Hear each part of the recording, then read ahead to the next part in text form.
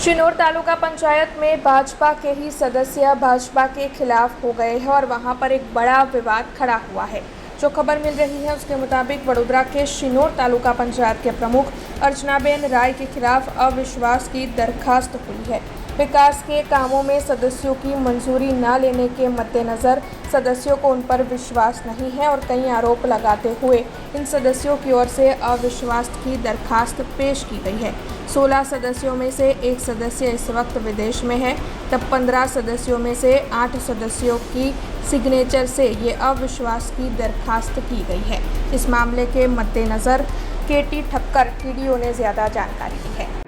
हूँ तालुका विकास अधिकारी शिनोर जिल्लो वडोदरा मने तालुका पंचायत प्रमुख श्री अर्चनाबेन सामे अविश्वासनी दरखास्त नियत नमूनामां मळेल छे। गई काले तेओए रजू करेल दरखास्त नियत नमूनामां न होय तेओनी अरजी दफ्तरे करवा अत्रे जणावेल हतुं अने आ अंगे हवेथी नियम अनुसार कार्यवाही हाथ धरवामां आवशे। हमसे जुड़े रहने के लिए हमारे YouTube चैनल को सब्सक्राइब करें और नई वीडियो की नोटिफिकेशन के लिए बेल आइकॉन को दबाएं।